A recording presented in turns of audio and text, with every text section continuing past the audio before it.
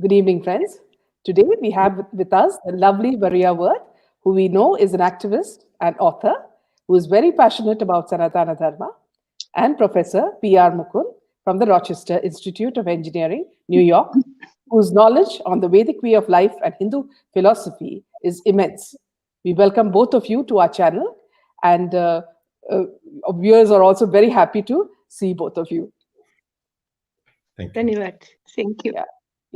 And viewers, you can ask any questions towards the end of the session. Please keep them towards the end of the session rather than giving us, giving in the beginning, so that we don't interrupt the flow of the speakers. Thank you. Yeah. Today, many of us realize that the world has become extremely chaotic or turbulent for essentially three reasons: increase in the number of people, speed, and connectivity. Our world is also moving faster and faster. COVID has, of course, put a brake on it, but life on the internet continues unabated. In fact, it moves so fast that neither human beings nor cultures have time for gradual adaptation. And though people don't physically meet each other as often as they did socially, they communicate faster online, as we are even more connected in the virtual world than the real world. Just as you see now, we are connected with Professor Mukund, who is in New York, and Maria Wirth, who is in Uttarakhand, and our viewers who have joined us from different parts of the world. All this is happening at a speed that takes the whole human world far from equilibrium. It is thus more important to calm our minds and have a discipline and a sense of calm that I feel Sanatana Dharma gives us. What would you say, Professor and Maria? You could decide who could speak first. Let the lady go first. Yeah, Maria. So, Maria, we need a sense of peace, and we also need some rules and regulations to make our life a little bit more disciplined. Could you speak about your thoughts on that? Yes, actually, I can notice in my own life that this speed which has come into our life with internet is affecting my sadhana. I used to be very regular and in meditation earlier, and now this stream of thought, of information which comes, it pulls outward. Yeah. Yes. But in recent time, I really made a point to be more again on sadhana and really feel what is the truth, basically, because the truth must be here. No? Yes. I feel Indian tradition, it is the ideal way to cope with it, to connect with what is true in us, and it can help us in this way very much. Yeah. Professor.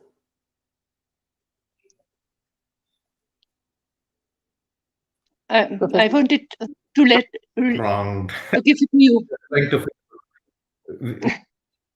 Yeah. Pardon me?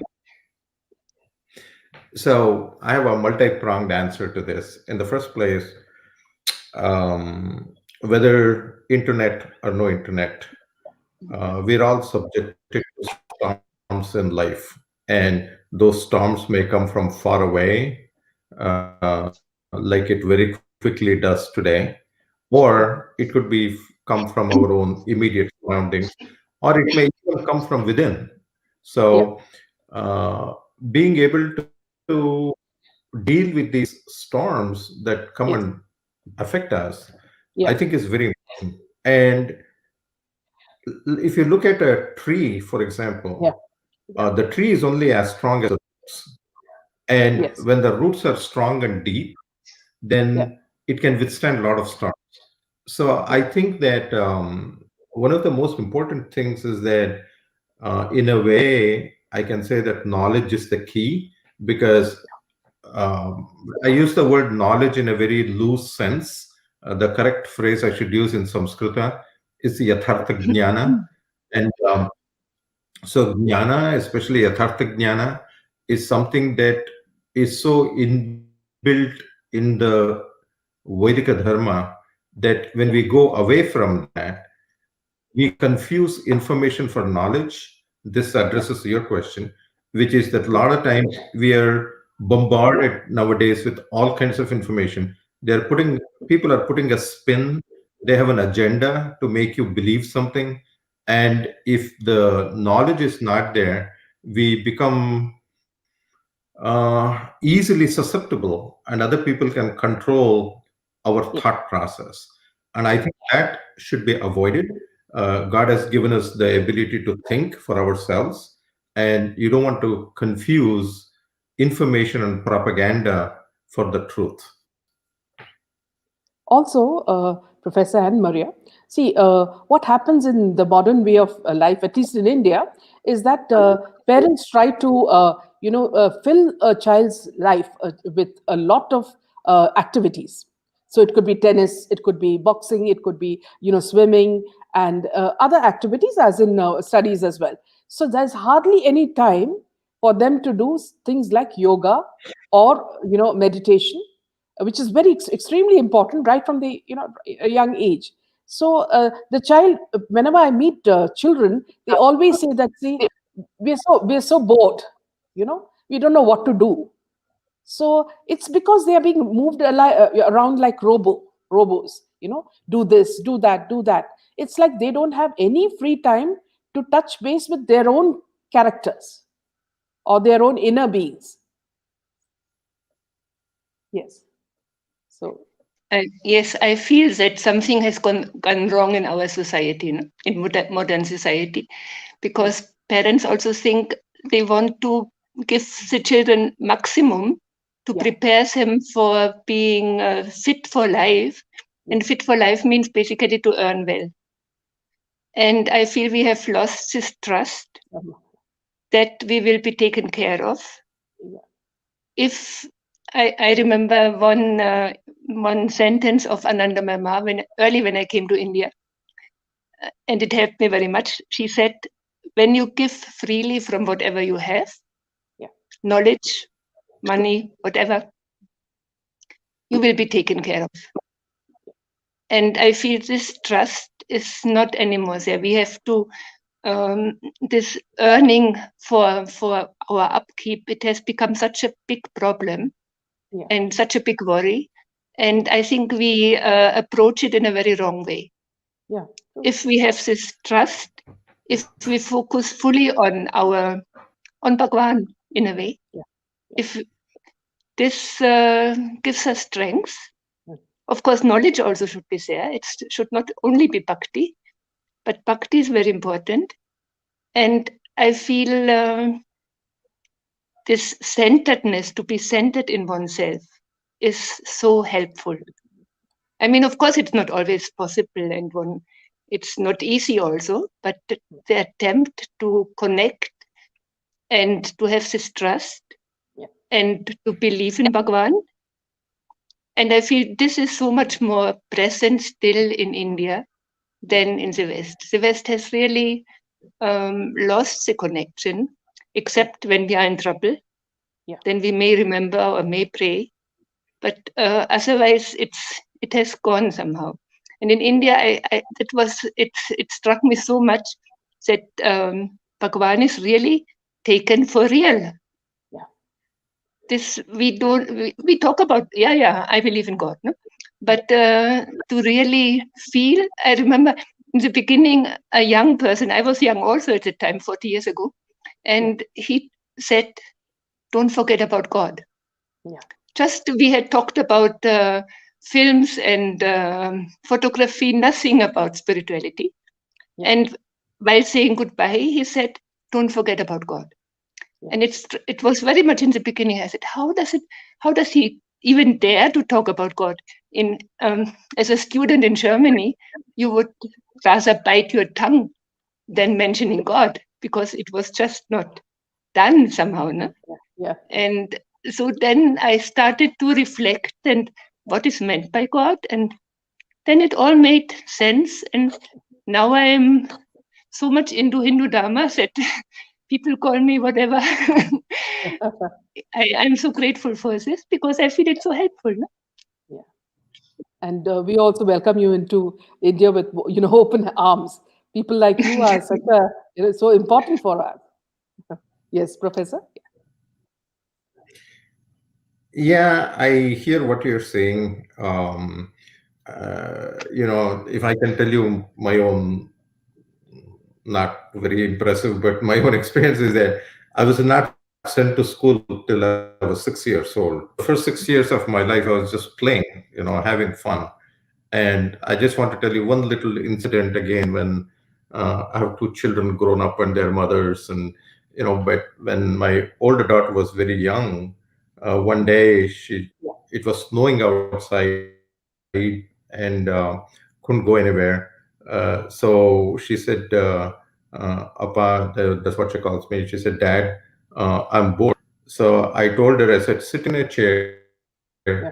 and watch the snow fall very carefully Yeah. for a long time. Because we used to do that in monsoon seasons, because that contemplation Yeah. on the rain falling will take Yeah. you deep inside. Yeah. And in the learning process, it's not about how many activities you do in a given day. Because if you look at these children who are sent to 25 different things, you look at them 10 years later, they won't be doing any of it, right? It's a waste of time. On the Yeah. other hand, Yeah. learning itself in our way of thinking has multiple processes. The first one is what we call Shravana. The second one is what we call Manana, then Nididhyasana, and I add a fourth thing which I would like to call Dharna.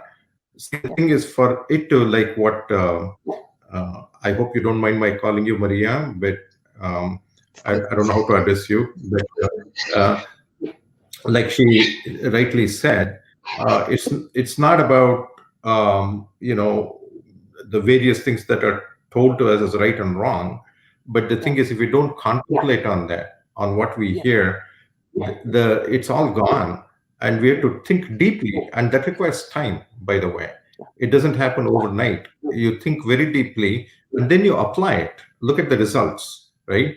And then eventually, what happens is that becomes part of you. And I always, if I may take just another 10 seconds to add one Yeah, example please. to this. Yeah. Like, I'm a teacher, so I have to explain things. I'm sorry. So let us say in the morning for breakfast, I eat some idli and chutney, right? So when I put it in my mouth, if it just tastes like idli and chutney, that's no use to me. So it has to go to my stomach and it has to get digested. And then it gets turned into nutrients. So if I poke my hand, idli and chutney doesn't come out, blood comes out because that has become part of me. Similarly, knowledge Yeah. is created not from information, only when we contemplate on that, apply it, and then it becomes a part of us. Then we have actually truly learned something. Otherwise, it's just a waste of time. Yeah. Also, Professor, but I lived most of my life in the UAE, Maria, and it was a very busy life because I was the editor and publisher of a magazine, and it was like working, round the clock, and then coming back, and then again in the evening going for press functions, and returning very late. So there was hardly any time for relaxation, and I wanted to come back to Bangalore because my mother is alone, and I wanted to also take care of her. And then I realized, like nowadays, when I sit in the in the balcony and the sun comes down, and I'm just relaxing with a cup of tea and nothing in my mind, it's the best time of the day because I can just watch the birds, I can watch the squirrels, and there's nothing in my mind. I think that's the best form of meditation, which we need to teach our children. That see, our parents should tell them that don't rush so much. Take some time, whether it's playing or, as you said, watching the raindrops or the snowflakes. It's very important for us to relax and realize that we don't need to really run after something, so much. Yes, I feel it's very helpful also sometimes just to say stop. Yes. Just and be aware what is now. When I'm writing and I'm somehow stuck and I realize, oh, I am lost in my thoughts, and just how does it feel now? Just being aware, this ultimately only the now is real. We are. You know, the funny thing is, Professor and Maria, see, I used to, when I was younger, I used to watch people in India sitting on a bench, near the roads, and just sitting and talking. So I used to wonder, I mean, what do they do? I mean, talk so much. And then after I come, when I come back an hour later, they're still there. But today I find that they are the most intelligent people enjoying life and understanding what life is all about. And we were the, idiots questioning them. Yeah. So we'll move on to the next question. Uh, what are the qualities needed to become a Sanatana warrior who protects his or her religion from attack? See, nowadays, what is happening is our temples are being attacked, especially in places like Andhra Pradesh, where in this year, at least about 50 temples have been desecrated. Our religion, I mean, people are mocking our religion in films, in books, in one-man shows, stand-up shows. Everything is about our dharma, because if they touch any other religion, they will get, what they deserve. So, how do we make our future generations, Sanatana warriors, who are aware of themselves as well as they protect their dharma? Professor? You want me to go first? Yeah, please. Yeah. Okay, so I that's a social commentary, and I'm not a social commentator. Yeah. Having said that, Yeah. let me just give you my perspective. That's all it is. Yeah. Other people may or may not agree with that. My thing is that if you look at our traditional thing, it's about rakshana. Like for example, we have a ministry of defense. We don't have a ministry of offense, and our mantri is called Raksha Mantri, protection. So the thing is that anytime you have something valuable, obviously somebody is going to come and try to get it from you. I mean, that's Yeah. natural. Okay. Yeah. So the thing is that how do you deal with that? And Yeah. the traditional way of doing that, they gave a 4-step process for this. They said that sama, dana, bheda, and danda. And the thing is, first you try to talk to people. You don't immediately start fighting or something. You talk to people and see if reasonable conversation can fix whatever the problem is. It may or may not happen. And the second thing is be charitable and say, I forget. The third one is stay away, bheda. But if none of these things work, then the last one is danda. Now, a good example of this is Mahabharata itself. When Sri Krishna went actually for discussion, he knew that it's not going to result in anything, but yet he wanted to show to us that you start with, that's your starting point, because if you can fix it there, you can avoid unnecessary thing. Eh, and the last comment about that is that it's not a question of raising Sanatana warriors or something. The first thing I think is that our children, they need to know what, before you fight for something, you should know what that something is, right? So it's very, very important that first they find out first-hand experience what this Sanatana Dharma is in the first place. Because if they don't know themselves, then it's just going to become fanaticism, and I think that doesn't take us very far. Yeah. So it's very, very important. I think the best way for educating young people to protect something of value is to give them something of value. So once they know that they have something of value, they will naturally do whatever has to be done to protect it. Yeah. Maria? Yes, maybe that is why I stand up so much for Hindu Dharma, because I realize the value. I come from a different tradition, and I feel you don't realize if I speak now of Christians and Muslim, our mindset. And ultimately, you are too generous, or you feel Hindus believe that reason will work with us. But when you are a blind believer, then from childhood onwards, it's very difficult to reach you. Yeah. And the problem is that two biggest religion, both are taught that the whole world has to follow our God because this God wants it.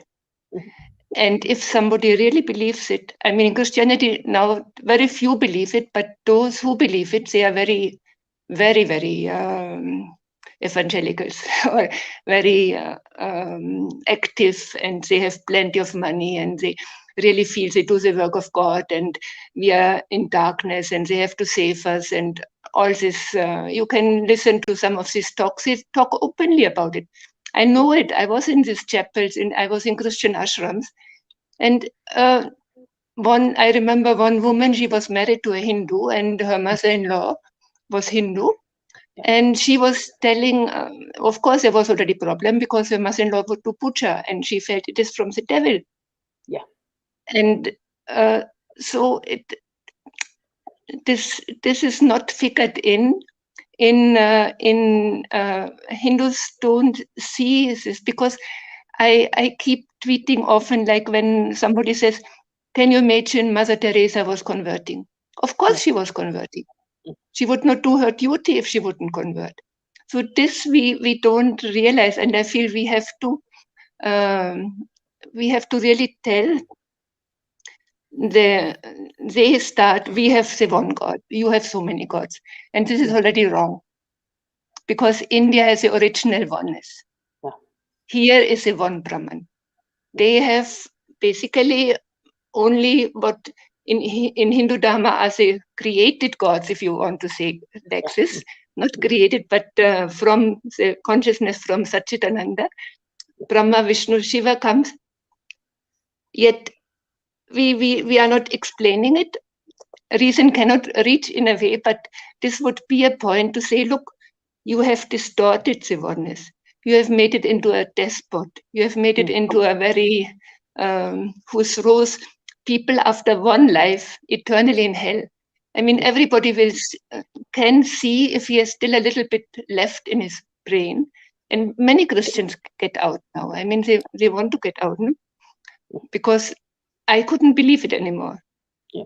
But I feel I am very, it pains me when you say you have every right to practice your religion.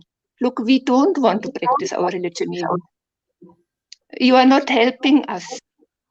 We are stuck. I mean, Mark Twain, he was saying religion was born when the first conman met the first fool. First conman, first cheater met the first fool. So basically, we would be much better off without religion, in the sense religion now, because the religions are basically distortions of the one original truth, which was revealed to the rishis here. Yeah.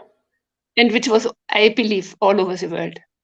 Yeah. And our world is much, much more ancient than what we usually are taught in school. Yeah. And I have this one, I feel we can even make just this one question I keep asking. Nobody really tells me, gives me a reply. Can human beings, we on Earth, can we discover that we are in a solar system? Just based on Earth. Can we discover this without having the Puranas, without having the Vedas, without having Surya Siddhanta? Can we know it? Or do you have to have a stand, do you have to be outside of Earth to be able to see it? I mean, it's a genuine question. Yeah. I Googled who discovered the planets. So it says the 5 planets were always known, already in Mesopotamia. They will never mention India, they will always mention Mesopotamia.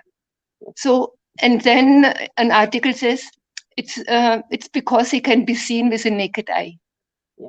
Now just tell me, if you are 10,000 years ago, 20,000 years ago, you look at this lights in the sky, how can you make out this is Jupiter, this is Mangal, they are in a kind of elliptical, it's impossible. So how did this knowledge come here? We never ask these questions. I feel it is a very important question, and we can such questions would really. I mean, we have stopped debating. Indian rishis were so great in debates. Now I went to two. Sorry, I'm talking too long. No, please, absolutely. I went to two interfaith dialogues once, and the Christians were saying, I am benefiting from my religion, personal. Muslim was saying, I am benefiting. Hindu was saying, I am happy that you benefit, I also benefit. Not one question. Not Hindus organized it. Hindus paid the bill. There was lunch also. And in the end, I came back with a bag of literature on Quran, on greatness of Islam. And in this way, I feel, sorry, but we are foolish. We are not seeing that there's really maliciousness. Just look what's happening. It is so dangerous. Arundhati Roy sits in Deutsche Welle, in German studio, and says the government of Modi is planning genocide of Muslims. Yeah. And the anchor says, oh, how can we stop this?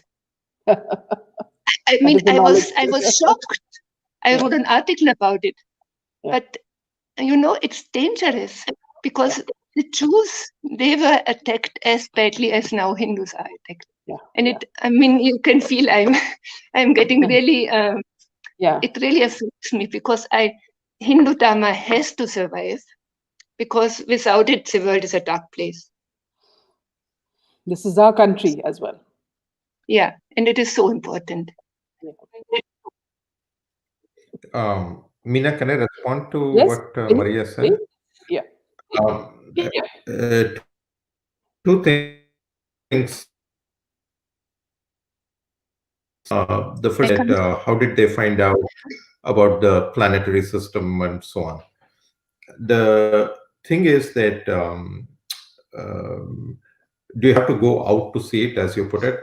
The answer is no, because truth can be what we refer to as Pindanda and Brahmanda are reflection of each other. So the external universe and the internal universe are not two different things, but a reflection of each other.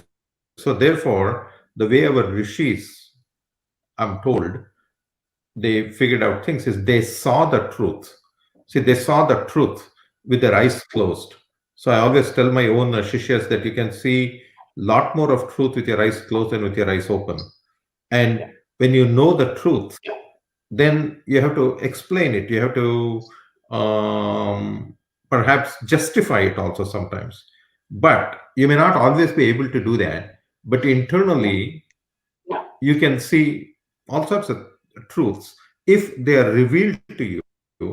But for you to see that, you need to have the internal eyes, just like you have external eyes to see the outside, you need to have the internal eyes to see inside also. That's one thing. The second thing is with respect to what you said later, is that, see, one of the problems that I notice in, I've also gone to a few interfaith discussions and whatnot, and our people are not very good politically. They think that, oh, sarve janaha sukhino bhavantu, and say, let everybody be happy, blah, blah, blah. And then they'll say, oh, you're great, everybody's, I'm great, you're great, everybody's great. And they think that by saying that, somehow everybody will say, oh, that feeling will be reciprocal. See, this is where the mistake is. They think that feeling will be reciprocated. Right? And that feeling will not be reciprocated because the fundamental dogma will not allow that to be reciprocated. Exactly. See, our thought allow that, but the opposite side, the dogma, it's not, I'm not criticizing anybody or saying anything negative. It's just that what a belief system, it doesn't allow that. And our people don't seem to get it. And by saying that, oh, we're all, everybody's great, you're great, and so on. And the thing is not, I always feel that the best way to deal with this is not so much to go put down anybody, but to tell people how good your knowledge base is. So automatically, like when there's a big light, it will automatically get rid of darkness.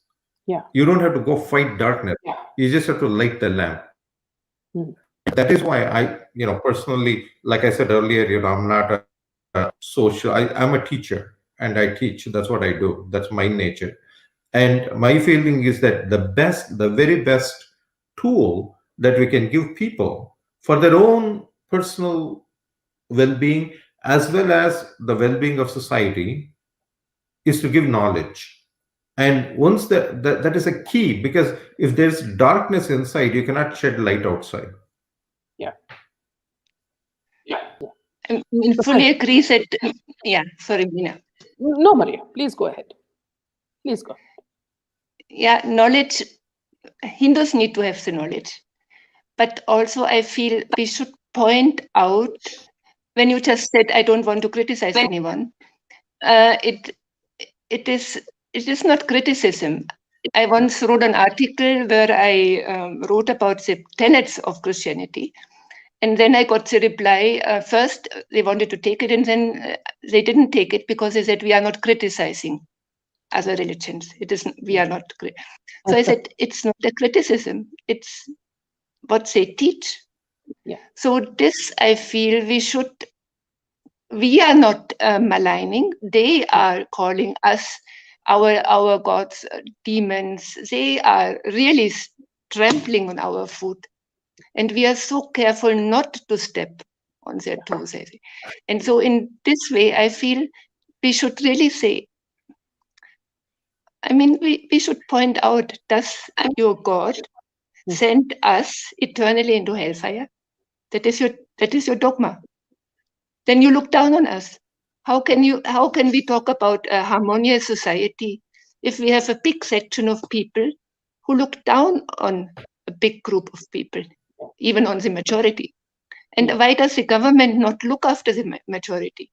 Hindu Dharma is the most, I don't want to say rational, but it makes sense. It is not, it is science also. It gives, I can't express it. So many but things, it is about truth. It is really about truth. It is all inclusive. The rishis wanted to know the truth. And one point, what you mentioned, just when you look inside, you can see it. I agree. When the inner universe is like the outer universe, but I don't think that we, even a great guru, can really discover these things. They have been revealed. We can merge into the oneness. We can expand. We can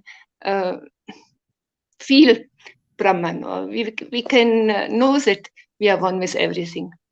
But I don't think that even one of our present gurus can really go inside and can discover about one faraway constellation or what.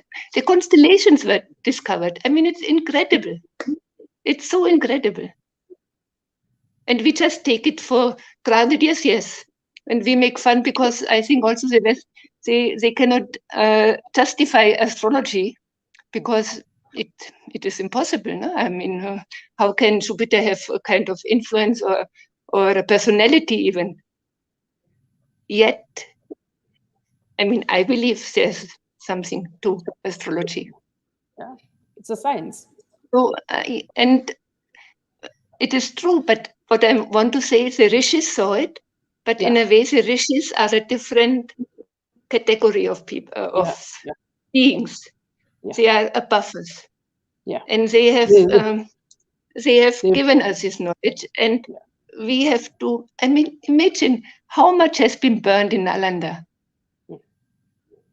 When they keep talking, they have done with chisel and this big temples, Kailasha Mandir, with hammer and chisel. Of course not. It's impossible. There was a lot of science here.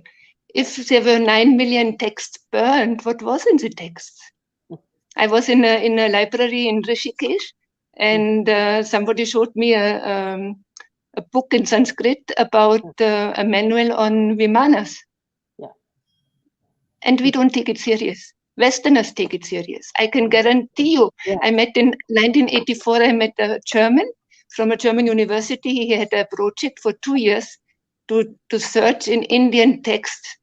I met him in an ashram, but he said not for spiritual clues, but for scientific clues. He was sent.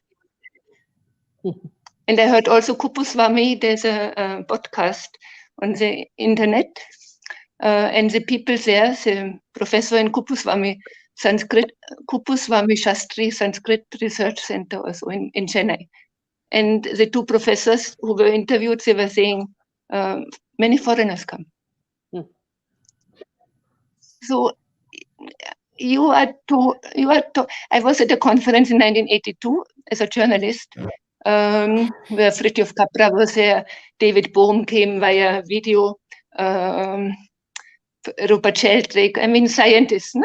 Not a single Indian was there, because it was on transpersonal psychology and so, and it was at that time even more that Indians did not stand up for their knowledge.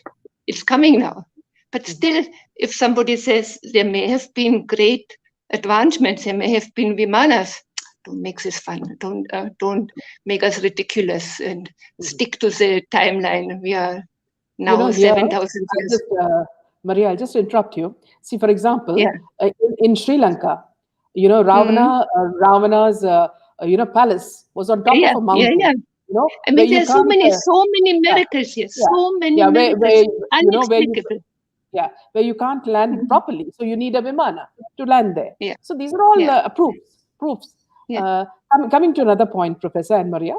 See, if you're taking modern youth today, can you tell us, Professor, the kind of Indian youth that you find in USA? How would you, describe them? Are they in touch with Sanatana Dharma?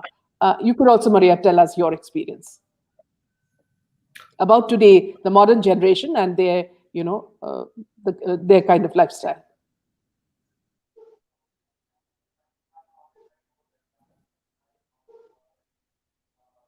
Professor?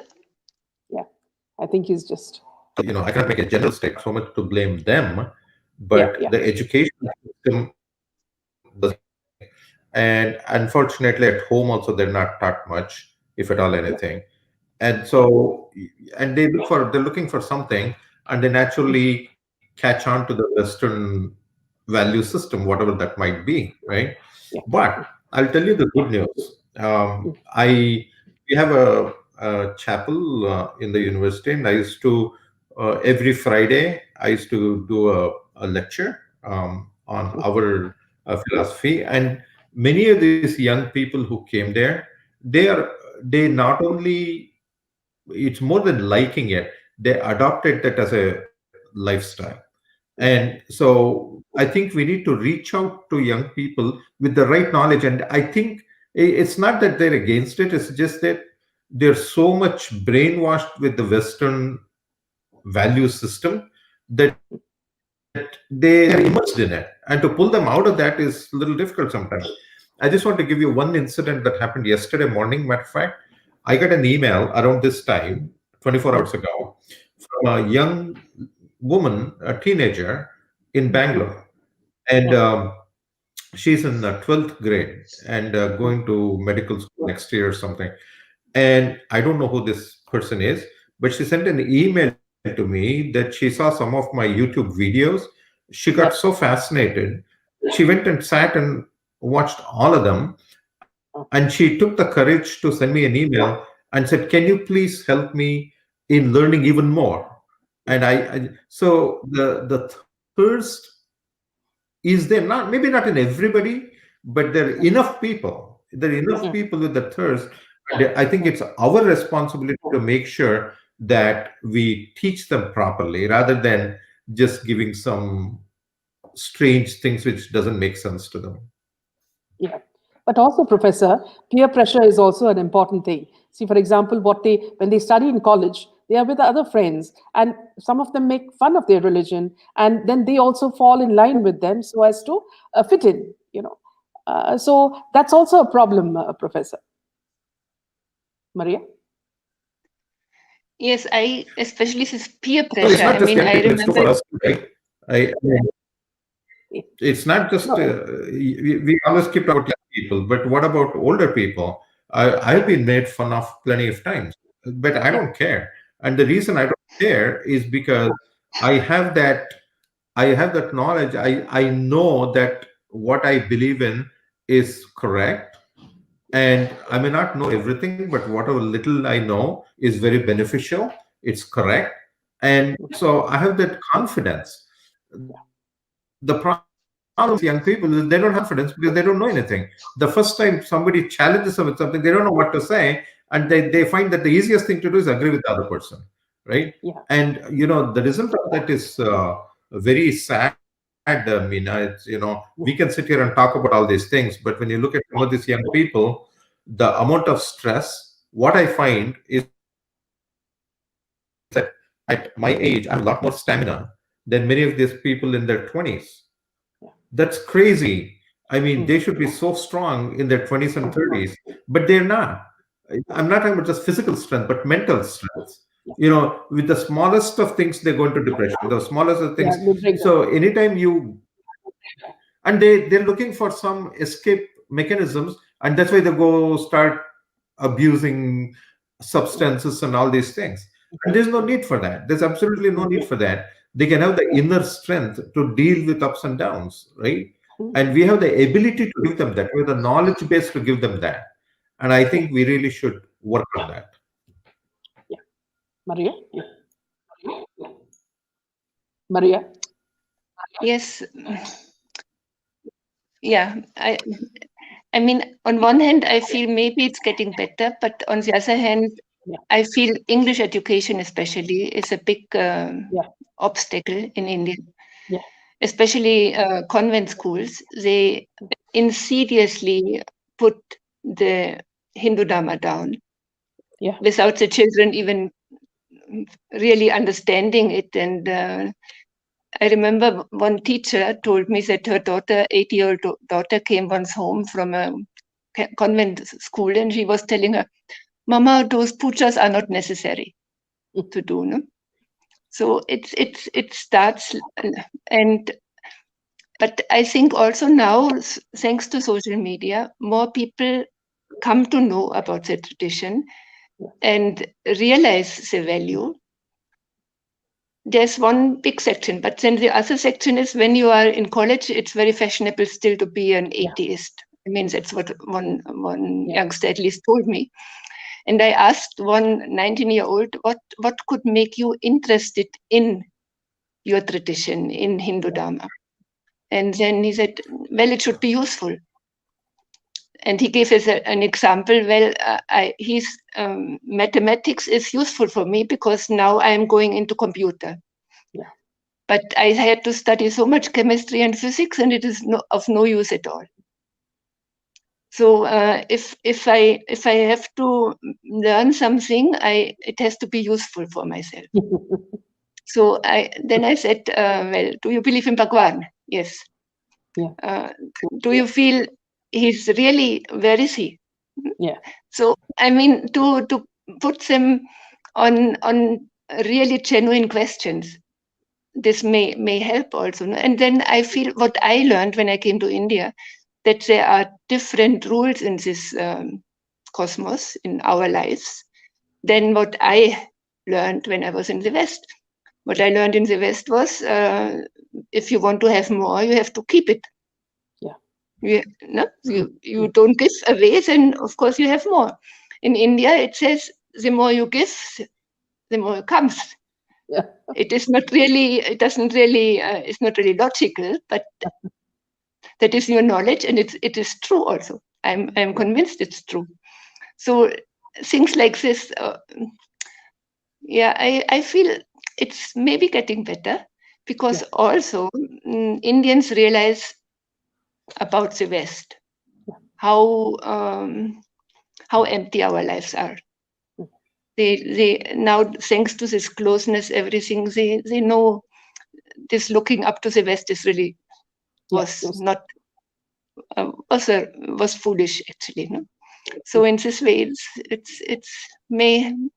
but peer pressure, I know.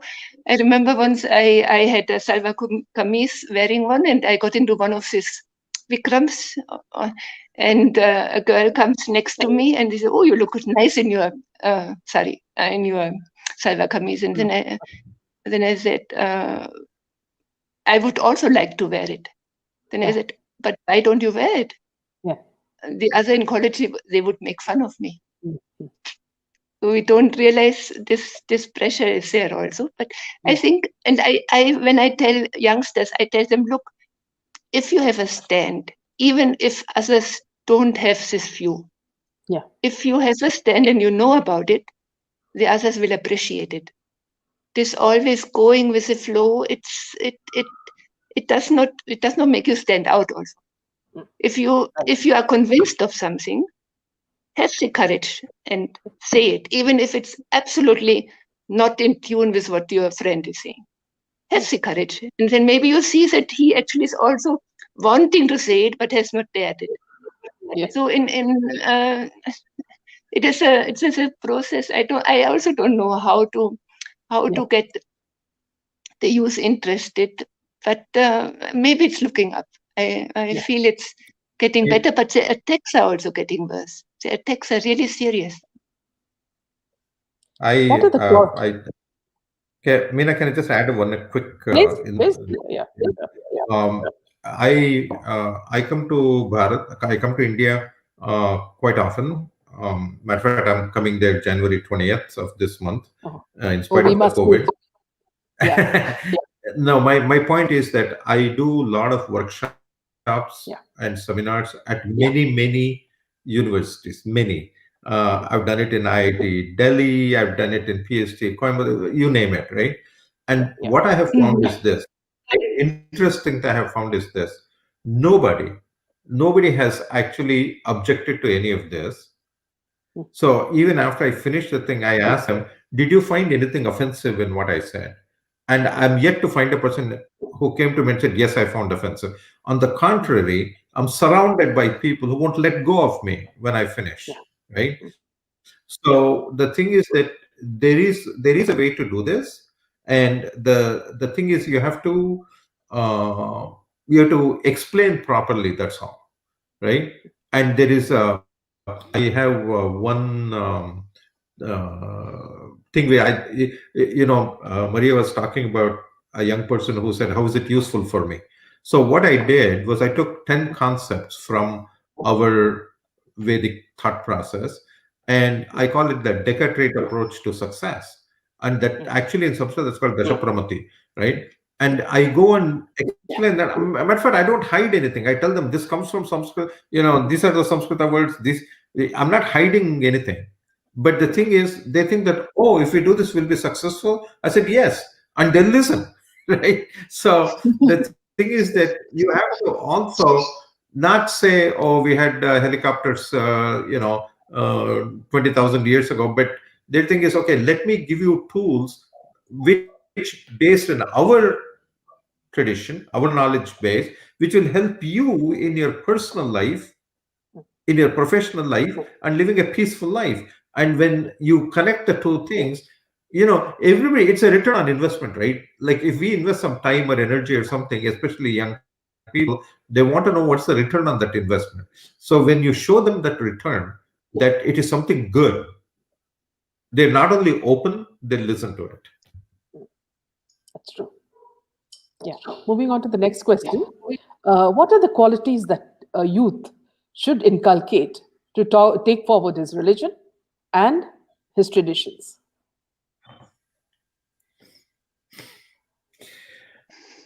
Maria, go ahead. Well, I feel a little reading is necessary. At least Srimad Bhagavad Gita, Srimad Bhagavata, maybe not. Some Upanishad, some some knowledge is necessary.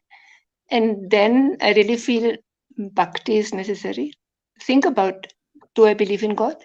If I believe it, what do I mean by God? What is where is he? Is he here? What does my tradition say about it? It says it's all pervading. Then I feel,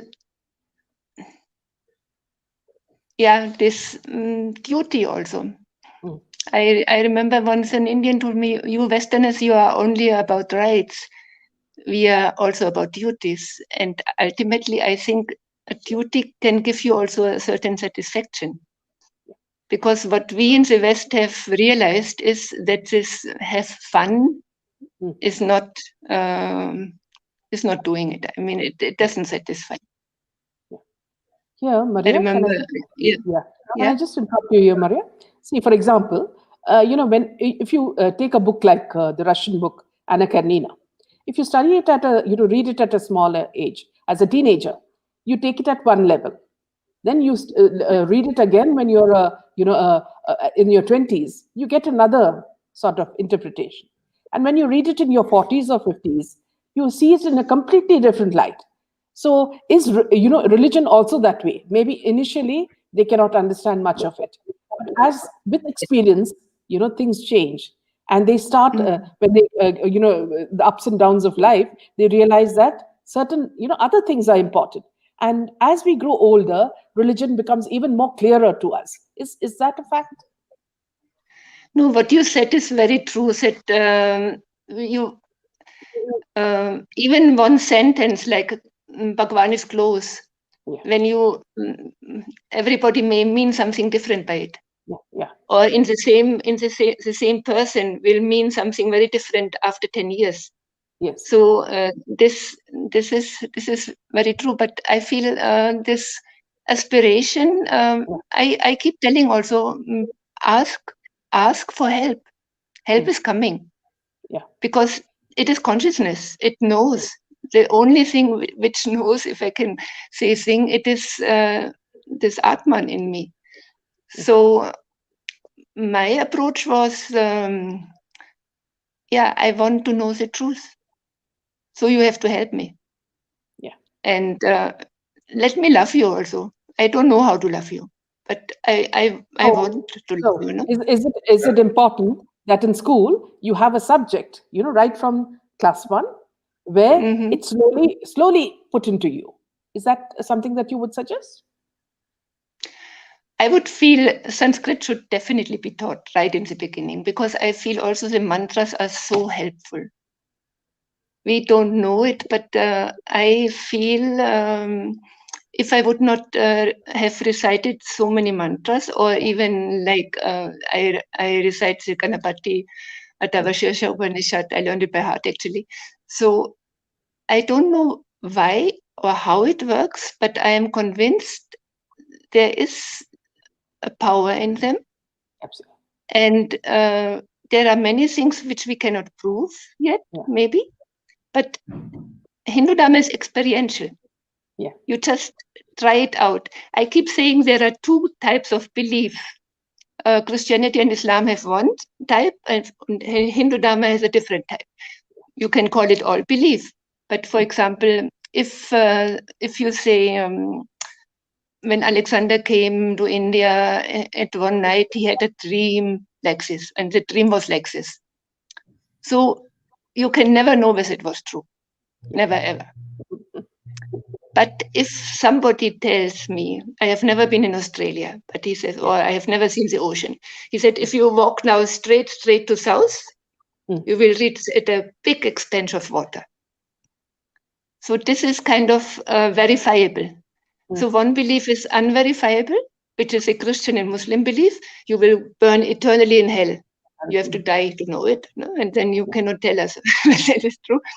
But in Hindu Dharma, you say, if you purify yourself, if you live a good life, if you follow, stand up for your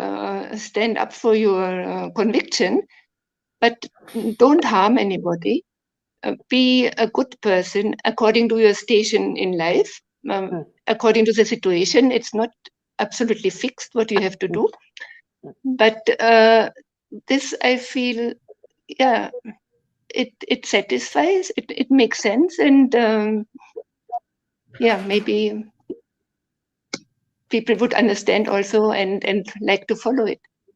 But this verifiable belief, we should also stress that one life doesn't make sense. Yeah. It doesn't make sense for karma. If they say there must be some justice in this, if God is there must be some justice, and with one life there cannot be justice. So we are not using our advantages, our strong points. We are not bringing them into the discussion, into the debate.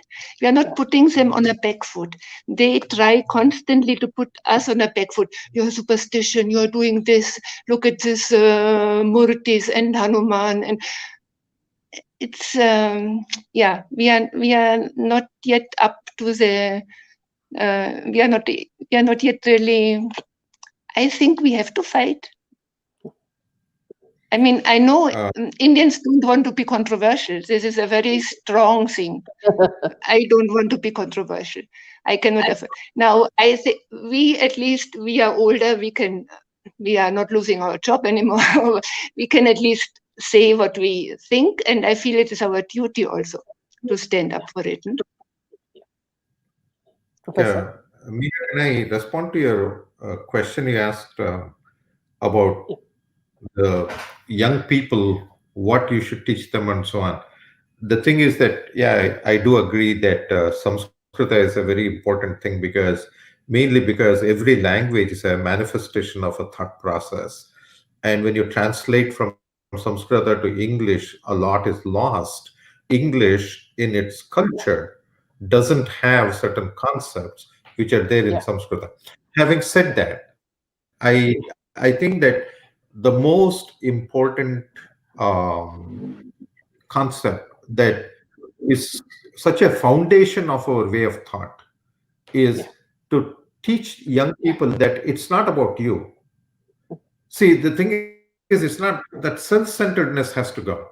And the thing is that energy, when it comes from inside to outside to the universe, is when you feel good. When you suck up energy from outside to inside, you cannot feel good. And this is a fundamental foundation of our way of thought. You can call it dharma. You can, in your thing that you sent out, you said we'll talk about dharma. The question is, what is dharma? And the thing is that we can talk about this for hours, but the most important thing is that more than anything else, when energy is coming out of you to the universe, that is dharma, and when you're sucking up energy, it's adharma. So if we think that it's all about me, if everything is about me and more me, then then I'm trying to take advantage of anything and everything around me. But on the other hand, if I am to be a useful citizen of this universe, then there's no question of, when you have confidence. Maria was talking about we trying to avoid any controversies. The thing is that no, we don't want to. It's not so much about avoiding controversies. I find that people agree with, like I said earlier, all this interfaith forums and blah blah blah. These people, more than creating controversy, they don't know what to say. They would like to believe that Bhagavad Gita is great. My question is, out of the 700 shlokas, how many can you actually speak to from experience, from anubhava, right? From experience. And when you cannot do that, you have a problem, right? So the bhakti is important, is very important, no doubt about that. But it's a three-pronged process: jnana, bhakti, and vairagya. And when those three things are inculcated in people, and that bhakti is nija bhakti, that is based on jnana, then I think that, and this has to be taught from day one. And to our children in the school system, and at home also. And when they're taught that, they'll be fine. At least that's been my experience with my own children and grandchildren. Yeah. So, Professor, qualities like you're talking about duty, discipline, generosity, purity, patience, and goodwill will all be included in this. What you say? Yeah, but the thing is that, I just want to home in on that one word that you use, generosity, right? Mm, mm, There is a big difference between the Western concept and the Eastern concept. We give dana, we don't give charity. We give dana, right? mm. Whether it's jnana or material thing, dana is different from charity. So generosity comes when you think that it's yours, you have ownership, and out of your goodness and compassion, you're giving to somebody else. That is charity. But we realize that everything is a blessing, and we offer it to Bhagavanta, we offer it to God through people who happen to have less at this point in time. That's all. So there's a huge difference in the physical act may be the same thing. But what happens, the intention behind it and the thought behind it makes all the difference in the world, right? Yeah. And we have to teach this to our young people right from day one, that it's not about you, but you're not going to be cheated of anything. You can enjoy life, everything will happen, you'll be fine. In fact, it'll happen much more so than if you're self-centered. Mm.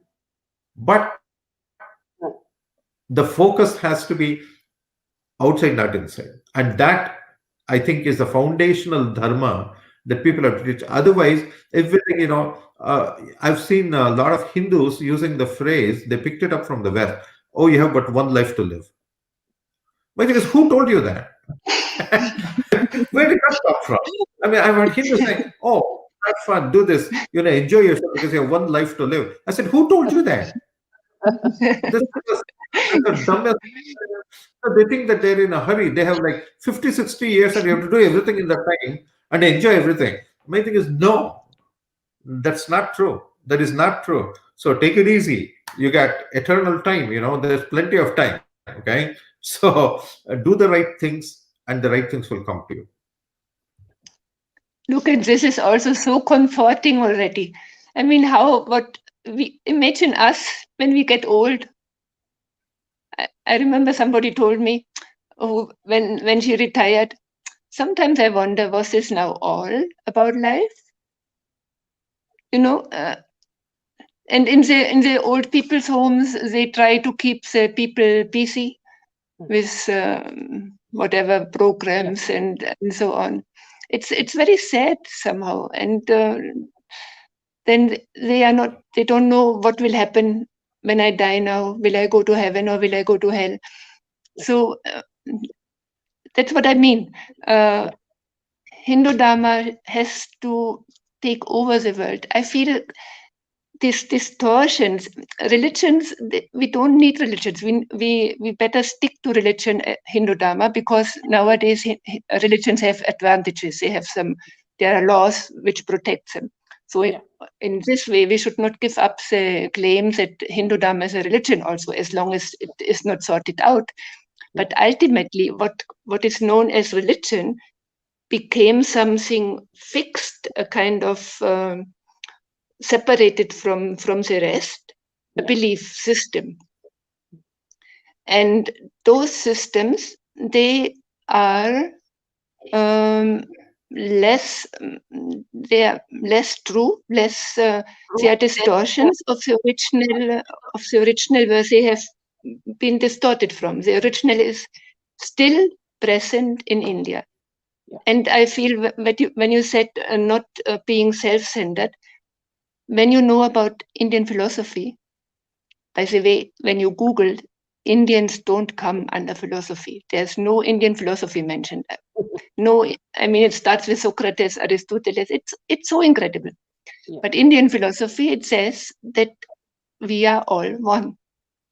I mean, may now only be a sentence, but if you think about it, and if you come from physics, understanding that all is energy. I remember when I was in school and I heard first time that all is one energy. I was 18, maybe 17, I don't remember. At that time, I had already lost faith in Christianity, and maybe I was on my way to atheism. I did not know it. God didn't play a big role in my life at that time. And I remember, but I never really gave up. Something must be there. This feeling was there. But I remember when I read this article, I thought, if there is a God, that must be it. This one all-pervading energy. And then when I came to India and came to know that it is not energy, not that energy, but living consciousness, then of course it made immediately sense. And I feel this would also make sense to youngsters. And then it makes sense that what is called the golden rule, what I don't want to do be done to myself, I don't do to others also. It makes so much sense because we are all one ultimately. Yeah. The Bhagavad Gita says, I'm born in every age to protect the good, to destroy evil, and to re-establish Dharma. Should every Hindu follow this?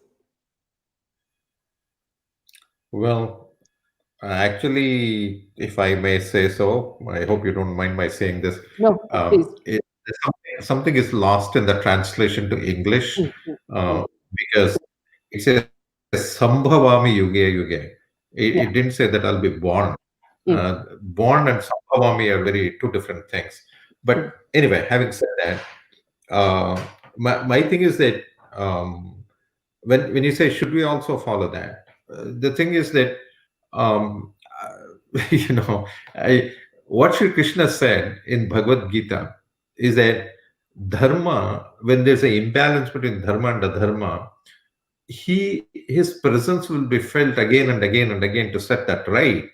Now, as far as we are concerned, it's not so much about in every life, the thing about I cannot change that balance in the society. But for me personally, it's about growth in every single janma. And as a result of that, that will, of course, impact society as well. Naturally, it will impact society. As I grow, as I become bigger, and as my consciousness, my anubhava increases, obviously the energy that comes from that, and again, this somewhat unrelated, but I just want to again something that Maria said a little while ago about the mantra, right? See, the thing is, in a mantra, the most important thing is upadesha. And when a guru gives a mantra upadesha, what he's giving you is not just those words, but the energy and the tapashakti that he and his whole lineage of gurus they're filling that energy into that thing when you chant, right? So that energy is what makes the impact. It's not just the words. The words, I always say that it's like a capsule with medicine inside. The tapashakti and mantra shakti is like the medicine inside. The capsule is like the words are like the capsule. If there's nothing inside, so following the capsule is of no use. It won't cure me of anything. So coming back to the original, I just thought it's only occurred to me because she used that mantra thing. So I just thought I'd say that. But this thing, this energy, right? It will only be passed on from guru to guru, and I think that along with teaching Sanskrit, all those things, that's all fine. But this Guru-Shishya Sambandha has to be re-established in our system. It really has to be re-established. You don't have to go to a forest and do something. I'm sitting in Rochester, New York, right? And I have a bunch of shishya. So people come here. So this is like an ashrama, my house. And, so that Gurukula concept, the concept, you don't have to sit in a forest in a hut. Gurukula can be anywhere as long as there's a guru. Where a guru is a Gurukula. And I think that Guru-Shishya Sambandha, that concept has to be re-established in our system. From both sides, from the Shishya side, from the Guru side also. Both sides. In fact, that is the area that has come under most attack in India. Most of our gurus are, they give them scandals which have never happened, and they are put into jail, or they are sent out of the country. So the most maligned people in India are our gurus. I have seen very beautiful gurukuls where so much of work is being done, so many books are being written, but those people are slandered the most. And it's a sort of a very systematic campaign to show us Hindus that our sages are not important, our gurus are not important. The only people who are not attacked are mullahs and pastors. It's as though it's only our religion that has all the immoral sages. See, this has to change. We need gurus, but what's happening to our gurus? This is true Well, that gurus are very much attacked. It is definitely clear.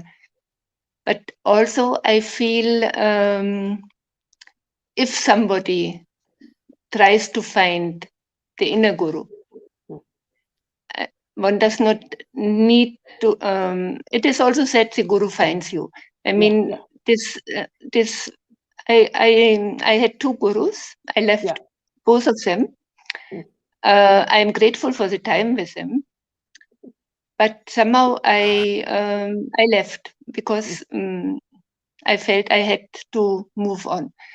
So in our time, it is possible that some people take advantage also of it. I was once in a train from Bangalore to Delhi, long time, and there was a colonel sitting. Of course, I did not know at that time, it was many years ago, that he is also making fun of gurus. But in a way, he had a point. He says, if I kind of say a basic things of Vedanta, it's very easy. I mean, even there are now many Western gurus.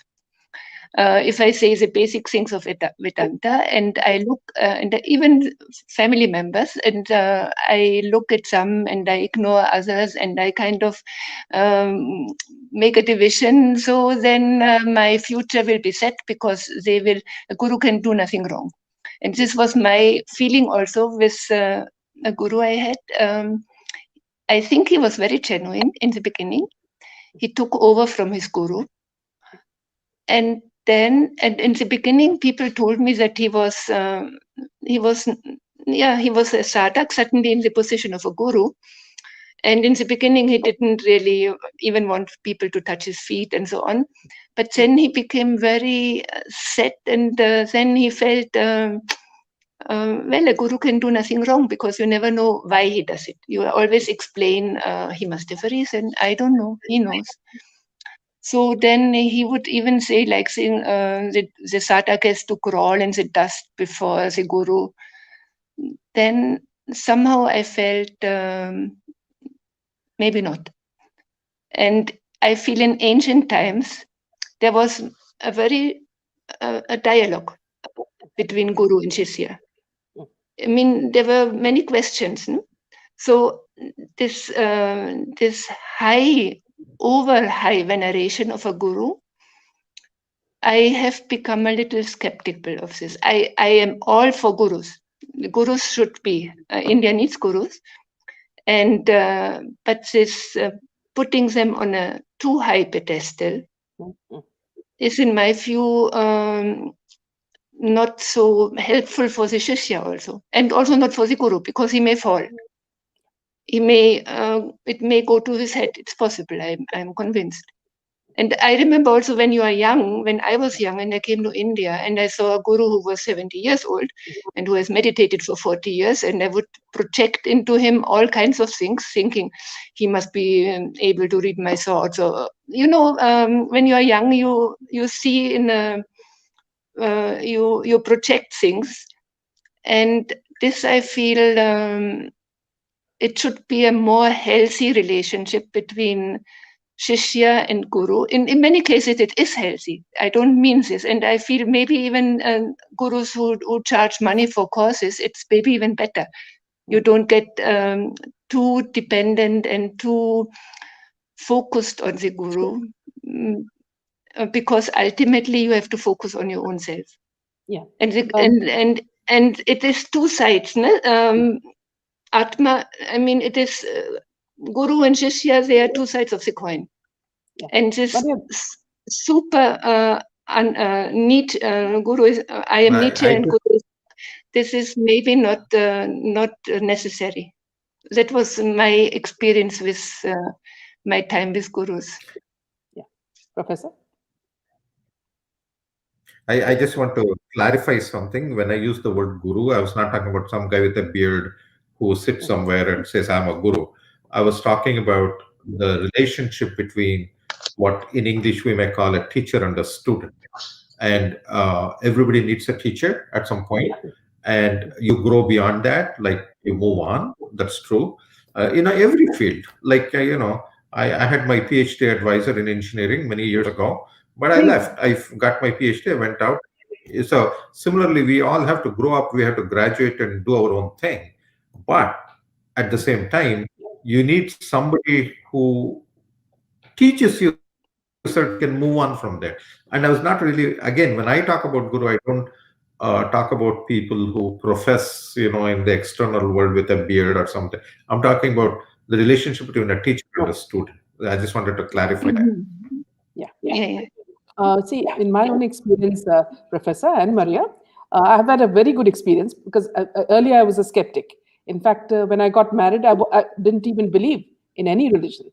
And I used to even find it little, sort of, self-conscious when I used to go to temples. But later, because my husband was very religious, I slowly started, studying it. He never forced anything on me, but I used to watch, as an outsider. And then slowly things started falling into place. And then I went with him to a guru, and I realized that, listening to him, I started absorbing a lot of things. And there was so much of knowledge that he was imparting. And he had a Gurukul where he was teaching children to become really good. Like small kids could take in so much of, education, absorb so much of education. And they could live in an atmosphere which had, so much of beauty. They used to plant their own vegetables. It was an ashram. So there were a lot of things I learned from them. So if you look in India, there are a lot of people like this. But the problem is, in a Hindu country, we become the targets. You talk about whether they are bearded or not bearded. These gurus, they come under attack. It's very, very, you can see it. Even a simple thing like a Palgar lynching, which you would have seen, I mean, they were not doing anything wrong. And they were put in a mob and they were killed. So there are so, and after this incident, there were many incidents where Hindu sadhus were killed. So when you are in a majority Hindu country, when these things happen, you get upset because, in any other country, you just draw the cartoon of a prophet and you are, beheaded. But not in India. In India, we Hindus take anything and everything about our religion lying low. Maybe I can add that I very much appreciate this system of sannyasis and sadhus, and you just get out of society and dedicate your life without doing rituals or not being a grihastha, but just going even straight from brahmacharya to sannyas. So I appreciate very much that it shows us that the main goal in life is not acquisition, more and more and more, but actually less and less and less, and still being happy. Yeah. Another point we can discuss is, if you're, yes, Professor? I tell you that I have to leave in another 5 minutes. Okay. So then shall we wind up then this session? With any last questions? words? Yeah, last words. Or, maybe if you would like to leave, then I'll continue with Maria. Oh, yeah. I have another 5 minutes. Yeah. So would you like to say something to the audience before you leave, Professor? Not really, nothing in particular, except that in which case, can I ask you something? Yeah, can I ask you something? Sure. Yeah. So see, recently, because I've been covering other stories as well, we found that there are a lot of cases where teenagers are being murdered.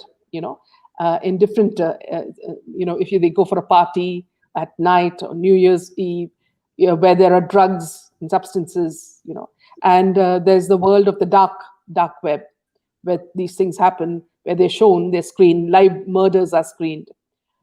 So a lot of our teenagers are falling prey to this, especially in cities. So what is your advice to parents, on how they take care of their teenagers, and if they're adamant and they're rebellious, what do they do? Because they're unsafe in this world where the internet has a lot of prowlers and predators. I don't know. That's a little bit beyond my. I don't think I have a very good answer to that. But the only thing I can say is that protection comes from multiple ways.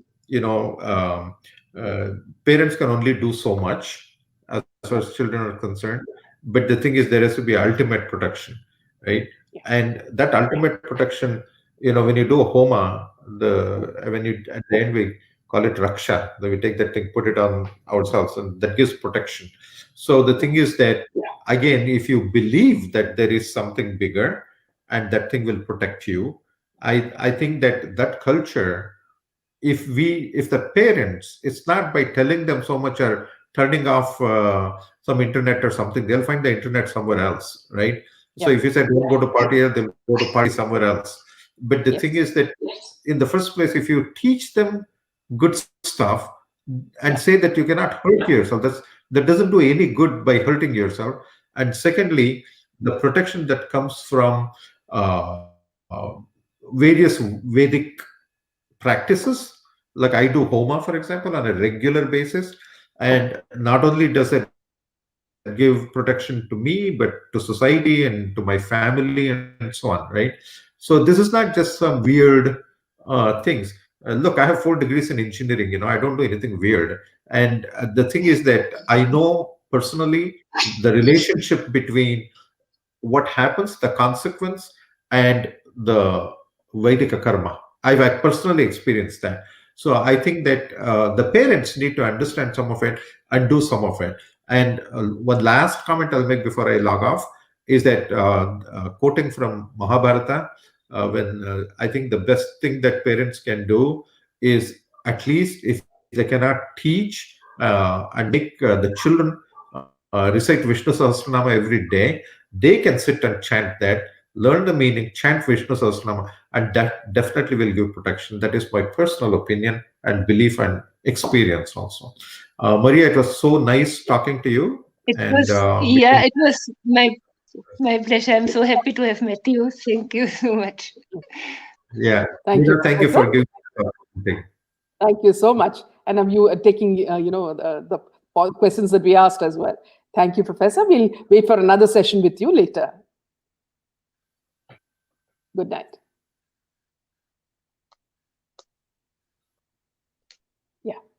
Yeah, Maria. So, Maria, this last question that I was asking him, do you have an answer for that? See, because what's happening to our urban children is very dangerous, and they go out of control. And sometimes what happens is just to, in fact, to please their peers, they go with them, though they're not of the same temperament. They go there, and then what happens is they suffer there. Yes, I don't have children, so I cannot really answer. But I know that, for example, in Germany also they have the drug dealers in front of the schools even, and 14-year-olds get into it. And I know also parents who don't know how to deal with it now because they don't want to listen also, the children. So probably really when you start from childhood, you give this grounding when, like now there are Sanskrit courses right from 5-year-old that they learn. I think mantras give protection. Yes. And when you have this trust in Bhagavan and you have this confidence that is really here, then peer pressure doesn't matter. Even if somebody says, where is this God? I mean, you cannot really argue that there is no great power and great intelligence behind this universe. It's impossible. So when Darwin was saying his things, and at that time the world was so much simpler, a cell was much simpler, and it doesn't work anymore. And I think science is very slow in adjusting. Like in history also, we have now archaeological sites which are thousands of years old, 30,000 years in India also. And science and history doesn't really adjust yet, no? But we can have the courage if we talk about these things and talk also what do you think is the goal of life? Why do you think you are put here? What do you think? How do you think you should live? Just questioning. Where do you think is God? Do you think He's really here? Can you imagine? Can you make Him as your closest friend? I mean, really? So I think these things would be helpful. Yeah. I remember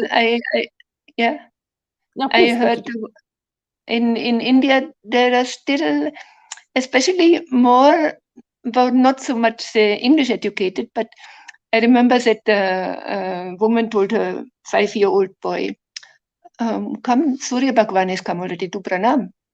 Yeah. And so next day she was telling me that he came to her and said, Ma, come quickly, Surya Bhagavan has come already. Do pranam.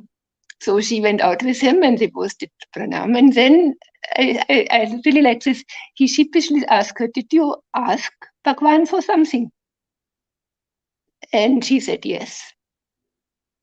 And he asked, what did you ask for? And she said, buddhi. Yeah.